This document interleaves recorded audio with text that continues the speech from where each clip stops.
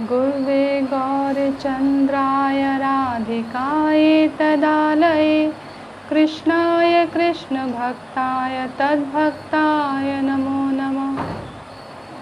वाञ्छाकल्पतरुभ्यश्च कृपासिन्धुभ्य एव च पतितानां पावनेभ्यो वैष्णवेभ्यो नमो नमः। नमो महावदान्याय कृष्णप्रेमप्रदायते कृष्णाय कृष्णचैतन्यनाम्ने गौरतुषे नमः। हे कृष्ण करुणा सिन्धो दीनबन्धो जगत्पते गोपेश गोपिकान्त राधाकान्त नमोस्तुते। तप्त कांचन गौरांगी राधे वृंदावनेश्वरी वृषभानुसुते देवी प्रणमामि हरिप्रिये। भक्त्या विहीनापराधलक्षये क्षिप्तस्य कामादितरङ्गमध्ये कृपामयि त्वां शरणं प्रपन्ना वृन्दे नमस्ते चरणारविन्दम्। जय श्री कृष्ण चैतन्य प्रभु नित्यानंद श्री अद्वैत गदाधर श्रीवासादि गौर भक्त वृंद। हरे कृष्णा कृष्ण कृष्ण हरे हरे हरे राम राम राम हरे हरे। हरे कृष्णा कृष्ण कृष्ण हरे हरे हरे राम राम राम हरे हरे।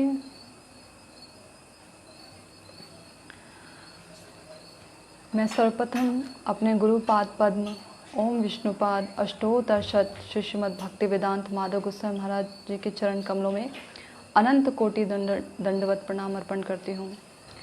तदनंतर नित्य लीला प्रविष्ट ओम विष्णुपाद अष्टोत्तरशत श्रीमद् भक्ति वेदांत नारायण गोस्वामी महाराज तथा नित्य लीला प्रविष्ट ओम विष्णुपाद अष्टोत्तरशत श्रीमद् भक्ति वेदांत स्वामी महाराज जी के चरण कमलों में दंडवत प्रणाम अर्पण करती हूँ और उनसे कृपा की याचना करती हूँ। हरे कृष्णा। कैसे हैं आप सभी लोग? तो जैसा कि आप सभी लोग जानते हैं कि आज पुरुषोत्तम मास है, आज से ही शुरू हो रहा है पुरुषोत्तम मास। तो एक छोटा सा कीर्तन करते हैं अष्टकम और उसके बाद गुरु अष्टकम के चौथे श्लोक पर थोड़ी सी चर्चा करने का प्रयास करेंगे। ये नंदनंदन अष्टकम है, आइए इसे पढ़ते हैं। नमामि नन्दनन्दनं नमामि नन्दनन्दनं नमामि नन्दनन्दनं नमामि नन्दनन्दनं नमामि नन्दनन्दनं नमामि नन्दनन्दनं नमामि नन्दनन्दनं नमामि नन्दनन्दनं। सुचारुवक्त्रमण्डलं सुकर्णरत्नकुण्डलं सुचर्चिताङ्गचन्दनं नमामि नन्दनन्दनं। सुचारुवक्त्रमण्डलं सुकर्णरत्नकुण्डलं सुचर्चिताङ्गचन्दनं नमामि नन्दनन्दनं नमामि नन्दनन्दनं नमामि नन्दनन्दनं नमामि नन्दनन्दनं नमामि नन्दनन्दनं नमामि नन्दनन्दनं नमामि नन्दनन्दनं नमामि नन्दनन्दनं नमामि नन्दनन्दनं। सुदीर्घ नेत्रपङ्कजं शिखी शिखण्डमूर्धजम् अनङ्गकोटिमोहनं नमामि नन्दनन्दनं नमामि नन्दनन्दनं नमामि नन्दनन्दनं नमामि नन्दनन्दनं नमामि नन्दनन्दनं सुनासिकाग्रमौक्तिकं स्वच्छन्ददान्तपाङ्क्तिकं नवाम्बुदाङ्गचिक्कणं नमामि नन्दनन्दनं नमामि नन्दनन्दनं नमामि नन्दनं नमामि नन्दनन्दनं नमामि नन्दनन्दनं करेण वेणुराजितं दुकूलेन्द्रगाजितं दुकूलपीतशोभनं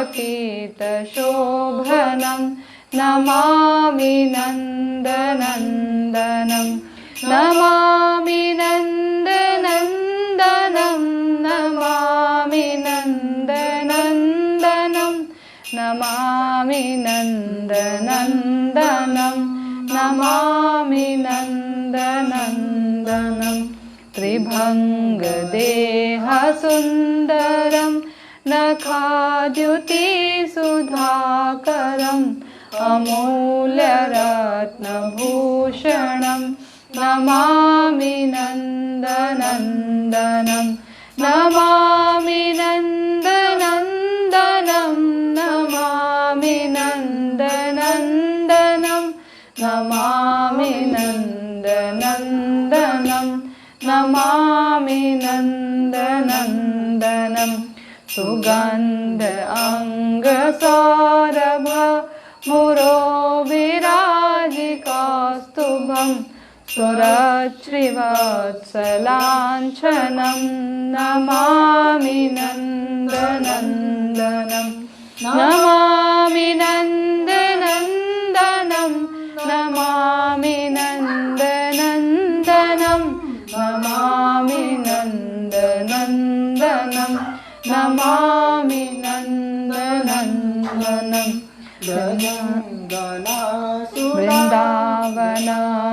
वृन्दावनसुनागरं विलासनोगवाससं सुरेन्द्रगर्वमोचनं नमामि नन्दनन्दनं नमामि नन्दनन्दनं नमामि नन्दनन्दनं नमामि नन्दनन्दनं नमामि नन्दनन्दनं व्रजाङ्गनास्तुनायकं सदा सुखप्रदायकं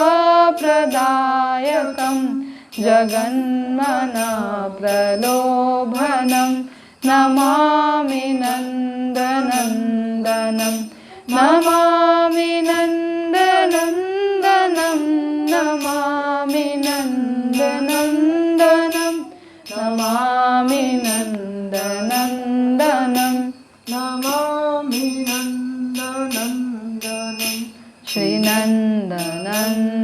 श्रीनन्दनन्दनाष्टकं पठेद श्रद्धयान्विता तरेद भावदेदुस्तरं लभेदिदाङ्घ्रियुग्मकं नमामि नन्दनन्दनं नमामि नन्दनन्दनं नमामि नन्दनन्दनं नमामि नन्दनन्दनं नमामि नन्दनन्दनं नमामि नन्दनन्दनं नमामि नन्दनन्दनं नमामि नन्दनन्दनं हरे कृष्णा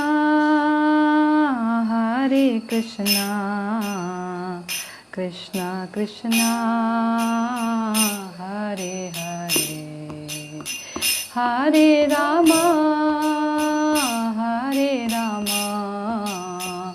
राम राम हरे हरे हरे कृष्णा कृष्णा कृष्णा हरे हरे हरे राम राम राम हरे हरे। जय गौरा निताय जय गौरा निताय गौरा निताय जय गौरा निताय जय गौरा निताय जय गौरा निताय गौरा निताय जय गौरा निताय निताय गौर हरि बोल हरि बोल हरि बोल हरि बोल निताय गौर हरि बोल हरि बोल हरि बोल हरि बोल। निताय गौर प्रेमानंदे हरि हरि बोल।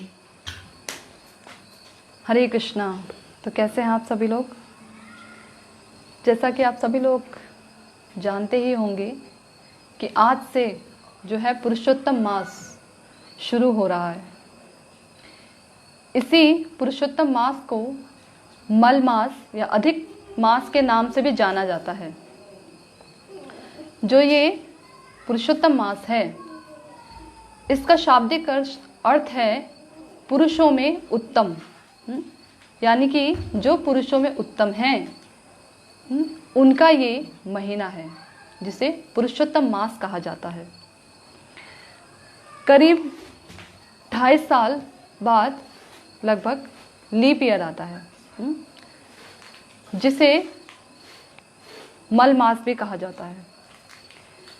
सभी महीनों का जो मल होता है उससे ये महीना बनता है, जिसे मल मास के नाम से जाना जाता है। अधिक मास भी इसे कहा जाता है। तो इसी वजह से, क्योंकि इसमें किसी भी प्रकार का वर्णाश्रम जो है, धर्म जो होते हैं इसमें नहीं होते हैं, यानी कि स्मार्ट कार्य जो होते हैं, जो कि कर्मकांडी कार्य होते हैं, वो नहीं होते हैं। तो इसी कारण से ये जो महीना था, ये श्री पुरुषोत्तम के पास जाते हैं और उनसे ये निवेदन करते हैं, अपना दुख व्यक्त करते हैं कि प्रभु मैं आपके शरणागत हूँ, मुझे कोई भी पसंद नहीं करता, यानी मेरे इस महीने में किसी भी प्रकार का शुभ कार्य नहीं होता, सब मुझे अपवित्र समझते हैं। तो जैसा कि भगवत गीता में भगवान कहते हैं ना, सर्वधर्मान परित्यज्य मामेकम शरणम व्रज, सभी धर्मों को छोड़कर तुम मात्र केवल मेरी शरण आ जाओ। इससे क्या होगा कि मैं तुम्हें हर प्रकार के पाप से मुक्त कर दूंगा। तो क्योंकि ये महीना भी भगवान के पास निवेदन करते हुए, उनके शरणागत लेते हुए उनके पास जाते हैं, तो भगवान इनको भी अपवित्र से पवित्र कर देते हैं, जो परम पवित्र श्री भगवान हैं। इसीलिए इसे जो वैष्णव लोग हैं, वो लोग पुरुषोत्तम मास के नाम से पुकारते हैं। इस महीने का इतना ऐसा प्रभाव होता है, ऐसा फल होता है कि जो इस महीने में थोड़ा सा भी श्री भगवान का भजन करता है, उसको अनंत कोटि फल प्राप्त होता है। जैसे कि हरिनाम करना, स्तव स्तुति आदि करना, कोई भी किसी भी प्रकार का यदि कोई स्पेशल कोई नियम भी बांध देता है इसमें, उसका भी पालन करता है, तो उसको अनंत कोटि फल प्राप्त होता है, उसका भजन अधिकाधिक बढ़ता है। ऐसा कहा जाता है कि इस महीने में जो व्यक्ति अधिकाधिक भजन करता है, उसकी सिद्धि जो होती है अवश्य में होती है, सिद्धि प्राप्त उसको अवश्य में होती है। जिस प्रकार से कार्तिक का महीना, जो कार्तिक मास है जो अभी आएगा, श्रीमती राधा रानी को अत्यंत प्रिय है, ठीक उसी प्रकार से जो पुरुषोत्तम मास है, ये भगवान श्री कृष्ण को अत्यधिक प्रिय है। तो इसलिए इस महीने में अधिक से अधिक हमें भजन करने का प्रयास करना चाहिए। और कुछ ऐसे अलग से जो भक्ति में हमारी वृद्धि करें, ऐसे नियमों को भी बनाना चाहिए, उनका पालन करना चाहिए। तो आइए गुरुवाष्टकम के चौथे श्लोक पर हम चर्चा कर रहे थे, तो उसकी चर्चा करते हैं। उससे पहले हम इसके जो ऊपर के जो 3 जो अष्टक हैं उनको पढ़ लेते हैं। संसार दावा नल लीढ़ लोक त्राणाय कारुण्य घना घन त्वं प्राप्तस्य कल्याण गुणाणवास्य वन्दे गुरो श्रीचरणारविन्दं महाप्रभो कीर्तन नित्यगीत वादित्रमाद्यन्मनसोरसेना रोमाञ्चकम्पा श्रुतरङ्गभाजो वन्दे गुरो श्रीचरणारविन्दं श्रीविग्रहाराधन नित्यानाना शृङ्गारतनमन्दिरमार्जनादो युक्तस्य भक्तांश नियुञ्जतोऽपि वन्दे गुरो श्रीचरणारविन्दम् चतुर्विधा श्रीभगवत्प्रसाद स्वादन तृप्तान् हरिभक्तसङ्घान् कृत्वेव तृप्तिं भजत सदेवा वन्दे गुरो श्रीचरणारविन्दम्। तो जो चौथा इस गुरुवाष्टकम का जो चौथी लाइन है वो ये है, चतुर्विधा श्री भगवत प्रसाद स्वादन्न तृप्तान हरिभक्त संगान कृतवेव तृप्तिम भजतः सदैव वंदे गुरु श्री चरणारविंदम। जो श्री कृष्ण भक्त वृंद को चर्व्य, चुष्य, लेह और पेय इन चतुर्विध रस संबंधित सुस्वादु महाप्रसादान द्वारा परितृप्त कर स्वयं तृप्ति लाभ करते हैं, उन्हीं श्री गुरुदेव के पाद पद्मों की मैं वंदना करता हूँ। तो ये जो अष्टक है जो श्रील विश्वनाथ चक्रवर्ती ठाकुर जी ने लिखा है, इसमें ये कह रहे हैं कि चतुर्विधा श्री भगवत प्रसाद।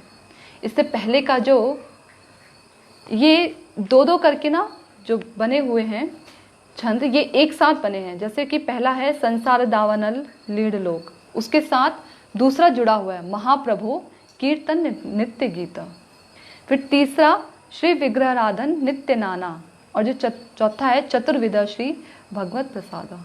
यानी कि जब श्रीला जो गुरुदेव हैं, जब वो विग्रहों की प्राण प्रतिष्ठा करते हैं, विग्रहों की स्थापना करते हैं, विग्रहों की सेवा करते हैं, तो क्योंकि विग्रहों को स्थापित करने के बाद यूं ही उन्हें खड़ा नहीं कर दिया जाता घर में या मंदिर में, उसके बाद क्या करना पड़ता है, उनकी सेवा करनी पड़ती है।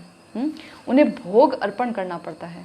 तो किस प्रकार का भोग अर्पण करना पड़ता है, तो बता रहे हैं कि चतुर्विधा श्री भगवत प्रसाद, 4 प्रकार का, यानी 4 विधियां हैं भोग अर्पण करने की, भगवत प्रसाद को अर्पण करने की 4 प्रकार की विधियां होती।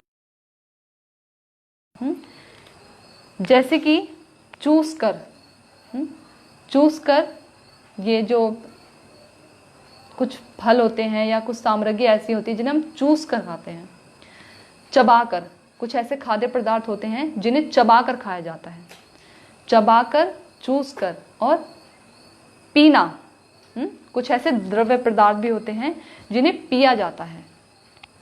और चाटना, जैसे अचार वगैरह या कुछ ऐसे जिन्हें चाट कर खाया जाता है, जैसे चाट कर स्वाद लिया जाता है। तो 4 प्रकार की विधियां हैं जिससे भोजन का स्वाद लिया जाता है, प्रसाद का स्वाद लिया जाता है। तो यहाँ कह रहे हैं चतुर्विधा श्री भगवत प्रसाद, 4 प्रकार की विधियां हैं जिसको पाकर सुस्वादु महाप्रसाद अन्न द्वारा परितृप्त हुआ जाता है। ये जो अन्न है, इसमें कह रहे हैं कि ये जो अन्न है स्वादन्न, यानी स्वाद लिया जाता है। इन 4 प्रकार के जो प्रसाद है, 4 प्रकार का विधियों का जो प्रसाद है, इसका स्वाद लिया जाता है इस अन्न का। इससे क्या होता है? तृप्त हो जाते हैं। गुरुदेव स्वयं भी प्रसाद पाकर तृप्त होते हैं और जो उनके शरणागत हैं उनको भी प्रसाद देकर तृप्त करते हैं। उनको कैसे तृप्त करते हैं? उनको प्रपंच, जो माया का जो प्रपंच है, जो माया जगत है, इसमें जो हमारी बुद्धि, हमारा जो मन लगा होता है, प्रसाद देकर हमारे मन को भगवत चरणारविंद में स्थिर करते हैं। प्रपंच है, जो माया का जो प्रपंच है, उससे दूर करते हैं। और क्या करते हैं? और इसके साथ साथ वो प्रेमानंद का उदय करवाते हैं। हृदय में प्रेम रूपी आनंद, यानी भगवान के, कृष्ण के प्रति प्रेम उदित हो, इसी महाप्रसाद के द्वारा प्रेम उदित हो, इस प्रकार की हम पर कृपा करते हैं। और ये जो प्रसाद है कैसे पाया जाता है? हरि भक्त संघान, यानी हरि भक्तों के संग में पाया जाता है। भक्तों के संग में बैठकर पाया जाता है, अकेले नहीं। अकेले प्रसाद पाते समय हो सकता है कि हमारा मन जो है वो प्रसाद को सेवित ना करे, बल्कि भोग्य दृष्टि से देखे। तो इसलिए कहा जाता है जब हम प्रसाद पाएं तो संग में प्रसाद पाना चाहिए। यदि संग उस समय उपस्थित नहीं है तो किसी भी प्रकार का जो है कीर्तन लगा सकते हैं, भजन सुन सकते हैं या हरि कथा सुन सकते हैं। इस प्रकार प्रसाद पाना चाहिए। तो इससे हमारी चेतना जो है निर्मल रहती है। प्रसाद पाते समय प्रसाद में हमारी किसी प्रकार की भोग्य दृष्टि नहीं होती। जिस प्रकार से, जैसे रामायण में बताते हैं ना कि जो रावण जो था उसने सीता जी पर भोग्य दृष्टि डाली राम जी के बगैर, तो क्या हुआ? उसकी बुद्धि, रावण की बुद्धि विकृत हुई और उसको अंत में मरना पड़ा। इसी प्रकार से शूर्पणखा ने सीता जी के बगैर राम जी पर दृष्टि डाली तो शूर्पणखा का भी हाल जो आपको पता ही है, नाक कान काटकर उसको कुरूप बना दिया गया। परंतु राम जी के साथ में और सीता जी को साथ में रखकर दोनों को सेव्य दृष्टि से देखने पर क्या हुआ? दास का जो पद प्राप्त हुआ वो किसे प्राप्त हुआ? हनुमान जी को। दोनों को सेव्य दृष्टि देखने पर। इसी प्रकार से महाप्रसाद जो होता है वो भगवान से अभिन्न होता है, भगवान से भिन्न नहीं होता। तो इसलिए महाप्रसाद में भी हमारी क्या होनी चाहिए? पूज्य दृष्टि होनी चाहिए, सेव्य दृष्टि होनी चाहिए, भोग्य दृष्टि नहीं होनी चाहिए। जब इसमें हमारी सेव्य दृष्टि होती है तो हम भी उसका सेवन करते हैं। हम कभी ये नहीं कहते कि महाप्रसाद खा लीजिए। प्रसाद को खाया नहीं जाता, प्रसाद को पाया जाता है। भगवत प्रसाद हमेशा पाया जाता है, इसलिए बोलते हैं प्रसाद पा लिया। क्या आपने प्रसाद पा लिया? क्या आपने प्रसाद को ग्रहण कर लिया? इस प्रकार से आपने प्रसाद प्राप्त कर लिया, प्रसाद खा लिया, ऐसा शब्द इस्तेमाल नहीं किया जाता। भगवान और भगवत स्वरूप जो होते हैं, जितने भी भगवान की जो तदीय वस्तु हैं, उनकी सेवा का अपना एक स्वरूप होता है। जैसे शास्त्रों की सेवा किस प्रकार की जाती है? शास्त्रों की सेवा की जाती है उनको सम्मान पूर्वक, विनम्रता पूर्वक पढ़कर उन्हें पढ़ा जाता है, हृदय में धारण किया जाता है और उसका पालन किया जाता है। गुरुदेव की सेवा वपु सेवा के द्वारा या वाणी सेवा के द्वारा की जाती है। वैष्णव की सेवा भी इसी प्रकार से की जाती है। हरिनाम जो नाम है, भगवान का नाम है, वो कैसे अपनी जिह्वा के द्वारा लेकर किया जाता है। तो इसी प्रकार से जो भगवत प्रसाद है उसको ग्रहण करके, उसको पाकर, इस प्रकार से उसकी सेवा की जाती है, सम्मान युक्त सेव्य दृष्टि के द्वारा। तो इस प्रकार से महाप्रसाद को प्राप्त किया जाता है। तो गुरुदेव जब ये प्रसाद हमें देते हैं तो हमारे प्रपंच का नाश करते हैं। जो हम इस जड़ातीत बोलते भी है ना, महाप्रसादे गोविंदे नाम ब्राह्मणी वैष्णवे स्वल्प पुण्यवताम राजन विश्वासो निवजायते। शरीर अविद्या जाल जड़ेन्द्र ताहे काल जीवे फैले विषय सागरे तार मध्य जिह्वाती लोभमय सुदुर्मति। कि ये जो सबसे ज्यादा जो लोभी है सभी इंद्रियों में, वो कौन सी है? हमारी जिह्वा की इंद्रिय। यदि ये जिह्वा की इंद्रिय शांत हो जाती है, इसे भगवत प्रसाद पाने की ही एकमात्र इसे इसके हृदय में इच्छा उत्पन्न होती है बस, तो फिर क्या होगा? बाकी सारी जितनी भी इंद्रियां हैं वो अपने आप शांत हो जाती हैं।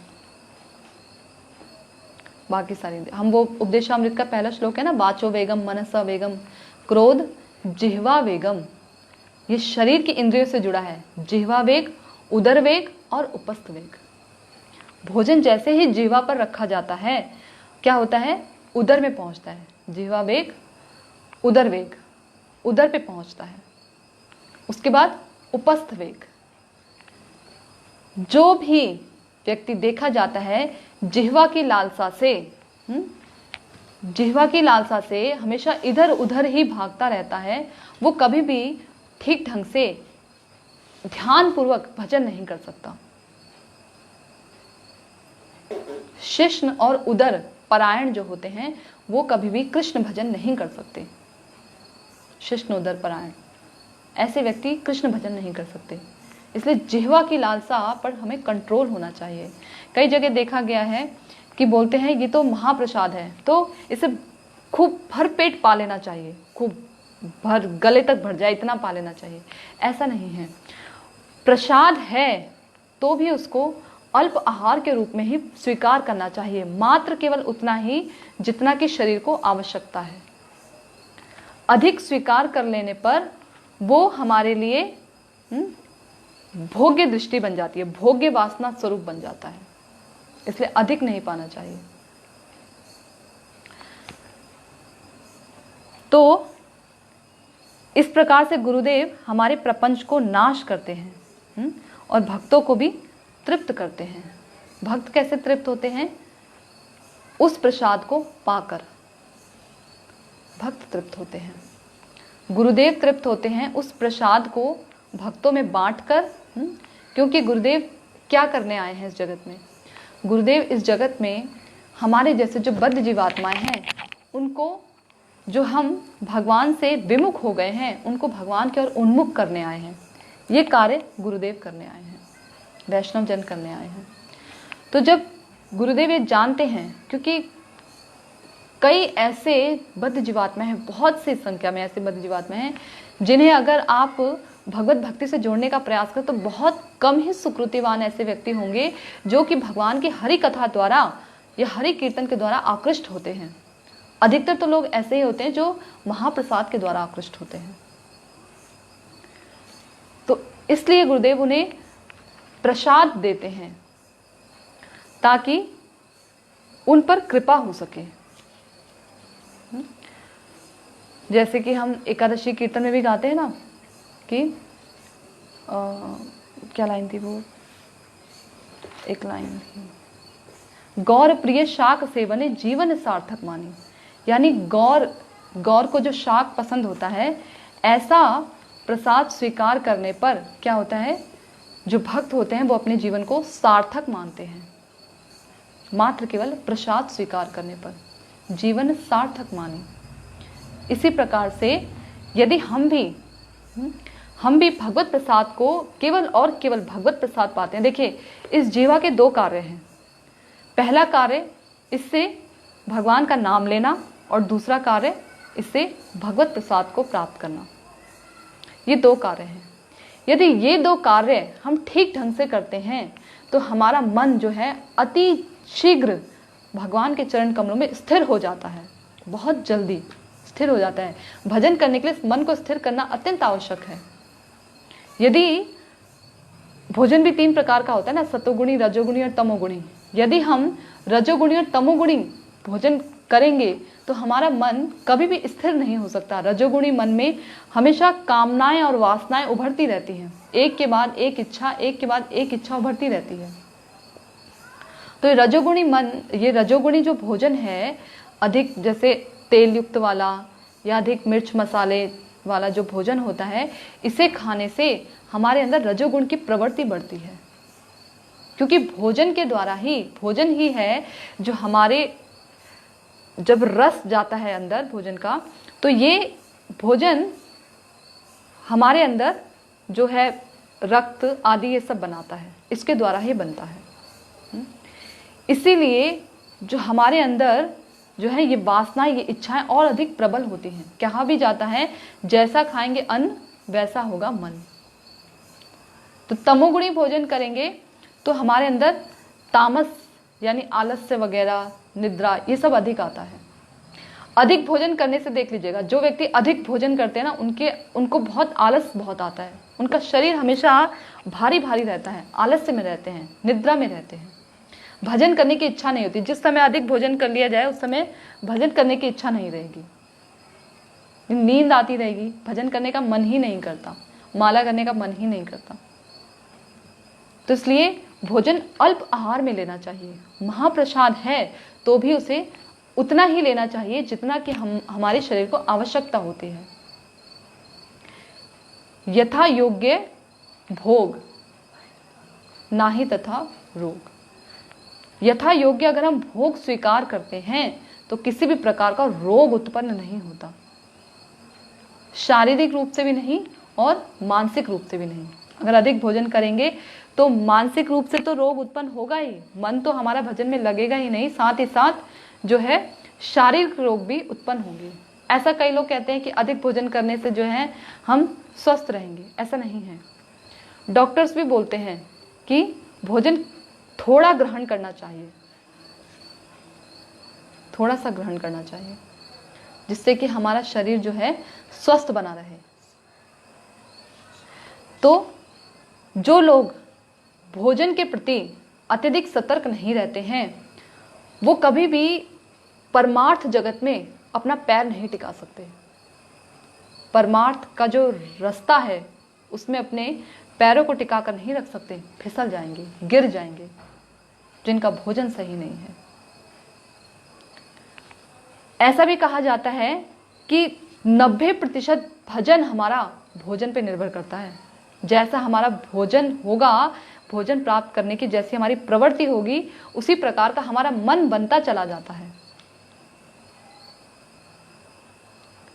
तभी तो जो लोग ये मांसाहार वगैरह लेते हैं, जब किसी भी पशु को काटा जाता है, उसे मारा जाता है, तो उस समय उसके अंदर, उसके चेहरे पर, उसके अंदर मन में भय होता है। भाई मर रहा है तो भयभीत तो होगा ही, डरा हुआ रहेगा ही। तो वही भय मांसाहार खाने वालों के मन में भी आ जाता है। इतनी सूक्ष्म क्रियाएं होती हैं भोजन के अंदर। यहां तक कि जो व्यक्ति भोजन बना रहा है वो किस चेतना से भोजन बना रहा है, वो चेतना भी उस भोजन के अंदर प्रवेश कर जाती है। इसलिए कहा जाता है कि भोजन बनाते समय भी हमें हरि कथा, हरि कीर्तन आदि को सुनते रहना चाहिए, ताकि हमारा मन इधर उधर ना जाए। भोजन बनाते समय भी जो हमारी जो अवैध चिंताएं होती है ना, जो चेतना होती है, जिस प्रकार की भी जो हमारी चेतना होगी वो उस भोजन में जाती है, उस भोजन के अंदर जाती है। भगवान कहते हैं ना भगवद गीता में, पत्रम पुष्पम फलम तोयम यो में भक्त्या प्रयच्छति। यानी ये 4 प्रकार की जो चीजें हैं, पत्र, पुष्प, फल और तोयम, ये 4 प्रकार की चीजें मुझे भक्तिपूर्वक जो देता है उसे मैं स्वीकार करता हूँ, अभक्तिपूर्वक नहीं। अभक्तिपूर्वक यदि भगवान को 56 भोग भी दे दिए जाएं तो भी भगवान उसको स्वीकार नहीं करते। जिस प्रकार दुर्योधन का जो इतना उसने जो भोग श्री कृष्ण को 56 भोग जो अर्पित कर रहा था, उसको भी भगवान ने अस्वीकार कर दिया था। और किसके घर उसके बाद भोजन किया था? विदुर जी के घर। दुर्योधन जब भगवान को ये कहते हैं कि आप मेरे घर आके भोजन कीजिए, कि आप तो मेरे रिश्ते में भी लगते हैं, तो आप सिर्फ पांडवों पर ही क्यों कृपा करते हैं, मेरे घर आकर भोजन कीजिए। तो कृष्ण कहते हैं कि देखिए, भोजन मात्र केवल उसी जगह करना चाहिए या तो जहाँ पर प्रेम हो, प्रेम से विवश होकर भोजन किया जाए, या अत्यधिक भूख लगी हो। भूख मुझे लग नहीं रही और प्रेम यहाँ है नहीं, तो इसलिए मैं यहाँ भोजन नहीं करूँगा। तो वो कहाँ चले जाते हैं, वहाँ से विदुर जी के घर में। उस समय विदुर जी तो घर पर होते नहीं हैं, उनकी पत्नी विदुरानी जी घर पर होती हैं। और जैसे ही भगवान दरवाजे पर आते हैं, खटखटाते हैं, तो विदुरानी दरवाज़ा खोलती है। भगवान की आवाज़ सुनकर इतनी प्रसन्न हो जाती है, हड़बड़ी में ऐसे दरवाज़ा खोलती है, और जो केले घर पर रखे होते हैं, जब वो भगवान कहते हैं कि मुझे बहुत भूख लगी है, कुछ खाने को दीजिए, तो विदुरानी जी केले लेकर आती हैं। और केले लाकर जब भगवान कृष्ण को खिलाती हैं तो क्या करती हैं, इतनी प्रेम विहल होकर, भाव विभोर होकर केलों को तो वो ज़मीन पर गिरा देती हैं, और जो छिलके होते हैं वो भगवान कृष्ण को देती हैं, छिलके देती हैं। तो भगवान ने कहा ना दुर्योधन से कि जहाँ प्रेम होता है वहाँ मैं भोजन स्वीकार करता हूँ। तो इसलिए वहाँ छिलके तक स्वीकार कर लिए, क्योंकि वो विदुरानी जी प्रेम पूर्वक खिला रही थी भगवान को, प्रेम पूर्वक। तो जब विदुर जी आते हैं और देखते हैं कि अरे ये तो भगवान को इस तरीके से छिलके खिला रही है, तो उसे डांट डपटते हैं विदुरानी को। तो उसके बाद जब विदुरानी थोड़ी देर में देखती है कि अरे मैंने तो ये क्या कर दिया, तो फिर जब वो उसके बाद केले देने लगती है, तो भगवान कृष्ण विदुर जी से कहते हैं कि विदुर, जो स्वाद मुझे उन छिलकों में आ रहा था वो स्वाद इन केलों में नहीं आ रहा। तो ऐसा कौन सा स्वाद था उन छिलकों में, जबकि देखा जाए तो केलों में स्वाद होता है, छिलकों में तो कोई स्वाद नहीं होता। उसमें था प्रेम। प्रेम बिना दरिद्र मोर जीवन। तो भगवान का जीवन भी प्रेम के भूखे हैं ना भगवान का जीवन भी प्रेम के बिना दरिद्र है। इसलिए भगवान कहते हैं कि प्रेम पूर्वक, भक्ति पूर्वक जो कुछ भी मुझे स्वीकार दिया जाता है, मैं उसे स्वीकार करता हूँ, लेता हूँ उसे। ये नहीं कि लेके रख लिया, उसे स्वीकार करता हूँ, अपनाता हूँ उसे, ग्रहण करता हूँ उसे, ऐसा। इसी श्लोक के बाद में भगवान कहते हैं कि जो कुछ भी तू करता है वो सब कुछ मुझे अर्पण कर। जो कुछ भी करता है, चाहे वो अन्न हो, चाहे वो तपस्या हो, यज्ञ हो, जो कुछ भी करते हैं वो सब कुछ भगवान को अर्पण करना चाहिए। इससे क्या होगा, जो कर्म है, जो पाप कर्म है, उन जो इनसे बंधे हुए जो कर्म हैं, पाप कर्म हो या पुण्य कर्म हो, उनसे तुम बंधोगे नहीं, क्योंकि दोनों ही भक्ति मार्ग में अत्यंत बाधक होते हैं, पुण्य कर्म भी और पाप कर्म भी। जबकि पुण्य कर्म अधिक बाधक होते हैं। अब ये कहा जाए कि पुण्य कर्म कैसे बाधक होते हैं, तो जो पाप कर्म होते हैं वो हमें दुख प्रदान करते हैं। तो कभी कभी ऐसा होता है कि दुख में हम भगवान का स्मरण कर ही लेते हैं, दुख में कभी कभी भगवान के दर पर चले ही जाते हैं। आरती होते हैं ना, आर्थ जो होते हैं दुख लेकर चले जाते हैं। जैसे गजेंद्र, दुख के समय उनके मुंह से उन्हें स्तुतियां, भगवान की याद आने लगी और भगवान की स्तुतियां करने लगे। द्रौपदी, दुख था तो स्वयं भगवान को याद कर रही थी। कुंती महारानी कहती है कि आप हमें जो है, हमारे जीवन में दुख आते रहें ताकि हम आपका स्मरण करते रहें, आप आते रहें हमारे पास। तो जो ये पाप कर्म होते हैं ये दुख देते हैं। तो कभी कभी ऐसा होता है कि भगवान की स्मृति बन जाती है, आ जाती है, भगवान के दर चले जाते हैं, दुख में नाम ले ही लेते हैं। कभी ना कभी किसी ना किसी जीवन में कोई ना कोई अभाव होता है तो नाम ले ही लेते हैं। परंतु पुण्य कर्मों में हमें सुख प्राप्त होता है। पुण्य कर्मों का फल क्या है? सुख। तो जब सुख मिलेगा तो सुख में क्या करते हैं, हम भगवान को भूल जाते हैं। कहते हैं दुख में सुमिरन सब करे, सुख में करे ना कोई। सुख में कोई सुमिरन नहीं करता। जो सुख में सुमिरन करे तो दुख काहे को हो। तो सब सुख में भूल जाते हैं। इसलिए जो देवता लोग होते हैं ये भी भारत भूमि में जन्म लेने के लिए तरसते हैं, क्योंकि इस लोक को छोड़ के, ये जो पृथ्वी लोक है, इस लोक को छोड़ के बाकी जितने भी 13 भुवन हैं, 14 भुवन माझे रे, जो 14 यानी ये वाला भुवन, इसे छोड़कर जो बाकी के जो 13 भुवन हैं वो सब भोग योनियां हैं, उसमें भोग करते हैं। जो कुछ किया उसका भोग करते हैं। चाहे पाप कर्म किया है तो नरक आदि जितने लोग हैं उसमें भोग करेंगे, पुण्य कर्म किया है तो जो स्वर्ग आदि लोग हैं उसमें भोग करेंगे। मात्र केवल यही लोक ऐसा है जिसमें कि कर्म किया जाता है, भगवत भक्ति की जाती है। तो इसलिए देवता लोग भी इस लोक में भारत भूमि में जन्म लेने के लिए तरसते हैं। तो भगवान कह रहे कि जो कुछ भी मुझे भक्ति पूर्वक दिया जाता है, प्रदान किया जाता है, उसको मैं स्वीकार करता हूं प्रेम पूर्वक। तो इस प्रकार से हमारा जो प्रपंच है वो नाश होता है जब हम भगवान को भोग लगा के उस प्रसाद को पाते हैं। और ये गुरुदेव हमें बताते हैं, वैष्णव जन हमें बताते हैं कि तुम्हें जो तुम अन्न खाते हो, जो बाकी जो भगवान को भोग लगा हुआ नहीं होता, जो अन्न होता है उसमें पाप क्रिया होती है, वो हम पाप खाते हैं, दरअसल में अन्न नहीं खा रहे होते। क्योंकि हम तो ये तो हम जानते हैं ना कि जो ये पेड़ पौधे होते हैं, जो फसलें होती हैं, अनाज होते हैं, इनमें भी प्राण होते हैं, ये भी योनि है ना, स्थावर जंगम ऐसी योनियां होती हैं, तो ये भी योनि है, स्थावर योनि। तो इसमें क्या होता है कि जब हम इन्हें काटते हैं, क्योंकि इनकी चेतना जो होती है वो ढकी हुई है, आवृत चेतना है, ढकी हुई है, तो इन्हें दर्द वगैरह का एहसास तो नहीं होता, परंतु है तो क्योंकि ये जीवात्माएं हैं तो इनको काटने पर पाप लगता है। इसी पाप को फिर वो उसे बेचते भी हैं किसान, और वो हमारे पास आता है, हम उसे खरीदते हैं, बनाते हैं, और बनाते समय भी जाने हम कितने जो सूक्ष्म जीवाणु हैं, विषाणु हैं, जो हमें दिखते भी नहीं आंखों से, वो जब हम आग जलाते हैं, गैस जलाते हैं, तो उसमें वो मर जाते हैं। तो कितने हम पाप कर्म करते हैं, और उससे बना हुआ इतने सारे जीवाणु, विषाणु, और ये जो फसलें हैं, अनाज हैं, ये जो योनियां इनको काटते हैं, तो इन सब को मिला के इतना सारा पाप इकट्ठा करके हम खाते हैं, इतना सारा पाप हम खाते हैं। सोचिए हम कितने बार दिन में जो हम खाना खाते हैं तो हम कितना पाप अपने शरीर के अंदर प्रवेश करा रहे हैं। तो इतना पाप लेके भजन कैसे करेंगे?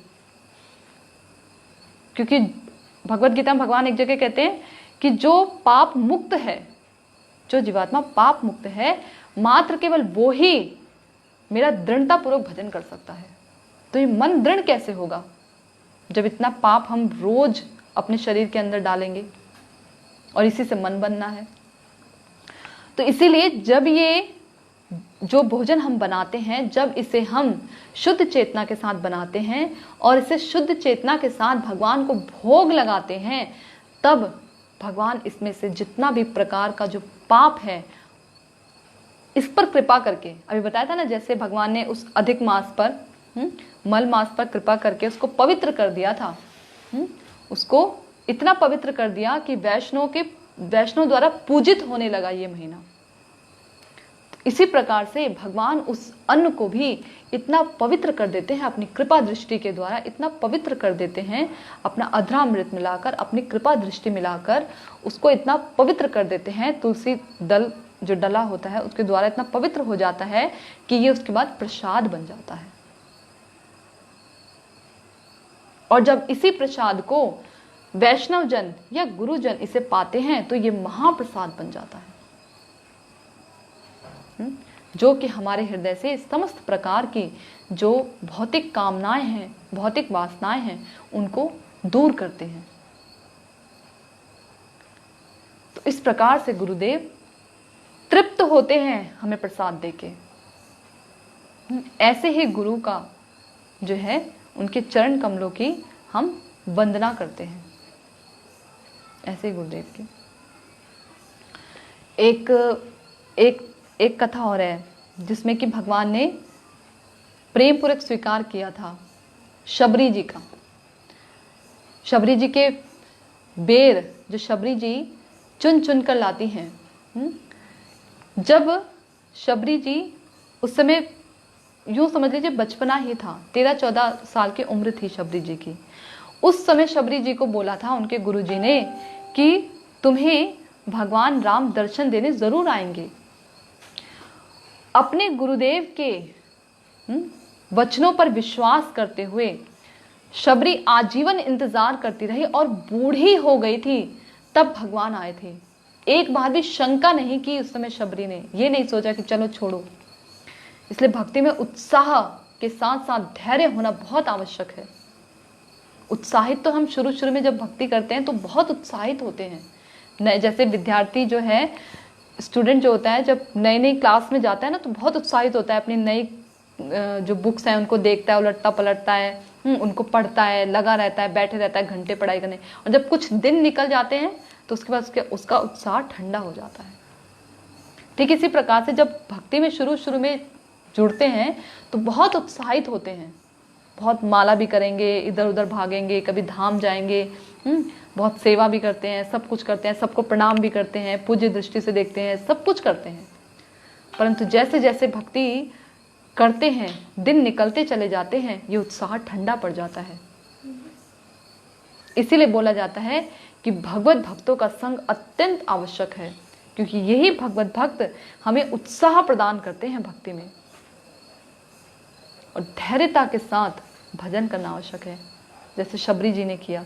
तो भगवान उनके द्वारा दिए गए जो वो बेर चुन के रखती थी, रोज भगवान आते नहीं थे, फिर से अगले दिन वो नए बेर लाती थी, फिर से चुनती थी। तो भगवान जिस दिन आए उन्हें दर्शन देने के लिए, उस दिन शबरी ने अपने मुंह से जूठा करके, ये देख करके कौन सा मीठा है कौन सा नहीं, तो वो जूठे बेर श्री राम जी को खिलाती है। और जब राम जी को बेर खिलाती है तो भगवान बिना किसी संकोच के, ये नहीं कहते कि झूठे हैं या ये निकृष्ट जाति की है और मैं तो क्षत्रिय कुल का हूँ, ऐसा नहीं सोचते। वो झूठे बेर को स्वीकार करते हैं, भगवान खाते हैं उसे। तो प्रेम पूर्वक दी हुई चीज भगवान स्वीकार करते हैं। तो इस प्रकार से हमें भी जो हमारे घर में विग्रह होते हैं उनको भोग लगा के, जो कुछ भी हम अपने घर में अपने सामर्थ्य के अनुसार जो कुछ भी बना पाते हैं उसको भोग लगा के भगवान को दे के, उसे भोग लगा के तुलसी पत्र आदि रखकर उसे ही स्वीकार करना चाहिए, उसे ही स्वीकार करना चाहिए। इससे कई जगहों पर देखा गया है कि जैसे जिनके घरों में माताएं लोग जुड़ी होती हैं ना भक्ति से, तो वो लोग जब घर में इस प्रकार से व्यवस्था करती हैं, विग्रहों को भोग लगाती हैं और जब अपने पतियों को प्रसाद देती हैं, प्रसाद रूप में देती हैं, तो उनकी चेतना पर असर पड़ता है। कुछ समय बाद देखा जाता है कि वो भी भगवत भक्त बन गए हैं। इतना महाबलशाली है ये प्रसाद। तो इसे पाकर हमें भी इसी प्रकार से भगवत जो विग्रह होते हैं, भगवत स्वरूप जो होते हैं, उन्हें भोग लगाकर इस प्रसाद को पाना चाहिए और अपनी चेतना को शुद्ध करने का प्रयास करना चाहिए। तो आज यहीं तक। अब अगली बार इसके जो अगला है अष्टक, उसको हम प्रयास करेंगे उसके विषय में कुछ चर्चा करने का। और यदि किसी का कोई प्रश्न हो इससे संबंधित तो ज़रूर पूछ सकते हैं। और यदि कथा में किसी भी प्रकार की कोई त्रुटि रह गई हो तो उसके लिए मुझे क्षमा करें। हरे कृष्णा। वांछा कल्पतरुभ्यश्च कृपा सिंधुभ्यैव च पतितानां पावनेभ्यो वैष्णवेभ्यो नमो नमः।